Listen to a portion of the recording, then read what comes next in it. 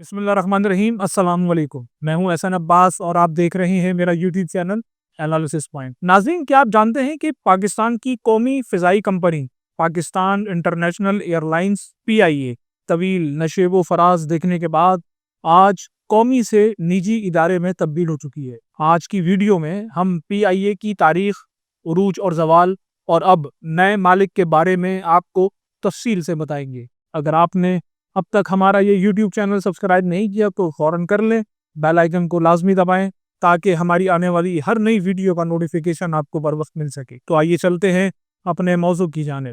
ناظرین، ہماری نئی نسل نے تو شاید کسی اورینٹ ایئر ویز کا نام بھی نہ سنا ہو۔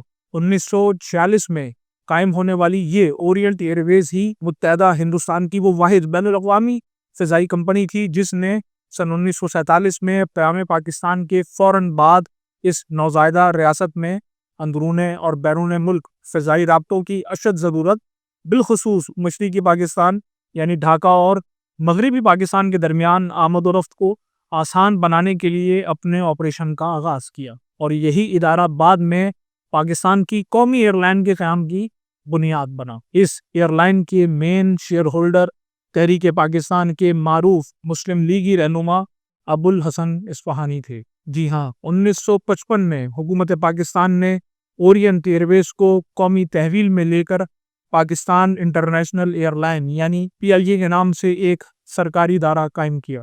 اس طرح یہ پاکستان کی پہلی قومی ایئر لائن بنی۔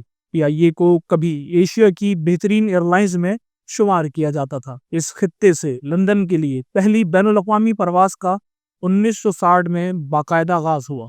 یہی ایشیا کی وہ پہلی ایئر لائن تھی جس نے جیٹ طیارہ بوئنگ 707 متعارف کروایا۔ 1962 میں چین جانے والی پہلی غیر کمیونسٹ ایئر لائن کا اعزاز بھی PIA کو حاصل تھا، جبکہ 1964 میں لندن کراچی روٹ پر اسپیڈ ریکارڈ بھی اسی ایئر لائن نے قائم کیا۔ یہی وہ واحد ایشیائی ایئر لائن تھی جس نے گلف کی ابھرتی ہوئی نئی ریاستوں خصوصاً متحدہ عرب امارات کے قیام کے بعد اس کی قومی airline Emirates airline, اسی طرح Singapore airlines, Korean air جیسی عالمی ایئر لائنز کے قیام میں اور ان کی ابتدائی تربیت میں اہم کردار ادا کیا۔ 1970 کی دہائی میں دنیا کی پہلی آل وومن فلائٹ آپریشن کا اعزاز بھی حاصل کیا، جس میں خواتین پائلٹس اور ایئر ہوسٹس کا نمایاں کردار رہا۔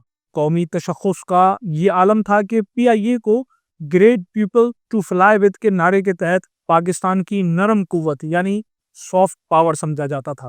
ناظرین، یہ تو تھا ہماری قومی ایئر لائن PIA کے عروج کا زمانہ جس سے ہم نے آپ کو آگاہ کیا۔ اب چلتے ہیں پاکستان انٹرنیشنل ایئر لائنز کے زوال کی داستان کی جانب۔ ناظرین، PIA کو یہ زوال اچانک نہیں آیا بلکہ دہائیوں کی بد انتظامی کا نتیجہ ہے۔ سیاسی مداخلت کے نتیجے میں بھرتیاں میرٹ کے بجائے سفارش پر کی جاتی رہیں۔ ہر حکومت نے PIA کو سیاسی اثر و رسوخ کے لیے استعمال کیا۔ مالی بد انتظامی کی سب سے بڑی وجہ غیر ضروری ملازمین کا بوجھ یعنی اوور اسٹافنگ اور خسارے والے روٹس کو بند نہ کرنا بنے۔ کرپشن اور ناقص معاہدوں کا عالم یہ تھا کہ پیشہ ورانہ قیادت اور ایئر لائن ماہرین کے بجائے بیوروکریٹس اور ریٹائرڈ افسران کو ادارے کی سربراہی سونپی جاتی رہی۔ سن 2020 میں کراچی طیارہ حادثہ، یورپی یونین کی جانب سے PIA پر پابندی، لائسنس اسکینڈل، عالمی اعتماد کا خاتمہ اس ادارے کی تباہی کا ایک اور سبب بنا،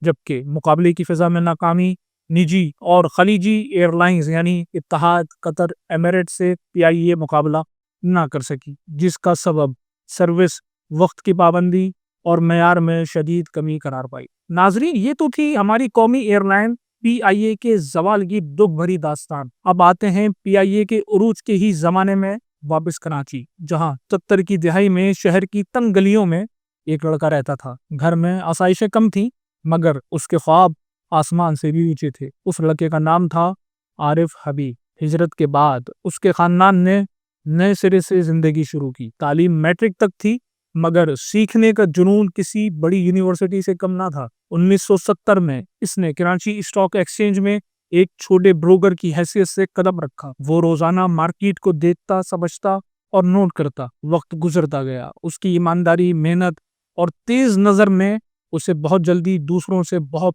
آگے نکال دیا۔ وہ چھوٹا بروکر آہستہ آہستہ پاکستان کے بڑے سرمایہ کاروں میں شمار ہونے لگا۔ پھر ایک دن اس نے وہ قدم اٹھایا جس نے اس کی زندگی بدل کر رکھ دی۔ جی ہاں، اس نوجوان نے عارف حبیب گروپ کی بنیاد رکھ دی، ایک ایسا گروپ جو آج steel, cement, fertiliser, energy, real estate اور فائنانس جیسے بڑے شعبوں میں کام کرتا ہے۔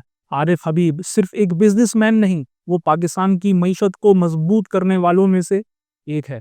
اس کاروباری گروپ نے ہزاروں پاکستانیوں کو روزگار دیا۔ اس گروپ کی کمپنیوں سے ہزاروں خاندانوں کا روزگار چلتا ہے۔ اس نے ایسے شعبوں میں سرمایہ کاری کی جہاں نوکریاں کم تھیں اور لوگوں کو باعزت روزگار ملا۔ نیا ناظم آباد کراچی کا ایک ایسا ہاؤسنگ پروجیکٹ جس نے ہزاروں خاندانوں کو محفوظ، صاف اور جدید رہائش فراہم کی، یہ پروجیکٹ کراچی کی ترقی کی علامت بن گیا۔ اس بزنس گروپ نے اسٹاک مارکیٹ کو بحرانوں سے نکالا۔ عارف حبیب کئی بار پاکستان اسٹاک ایکسچینج کے چیئرمین رہے۔ مشکل وقتوں میں انہوں نے مارکیٹ کو سنبھالا، سرمایہ کاروں کا اعتماد بحال کیا اور ملک کی فائنینشیل سسٹم کو مضبوط کیا۔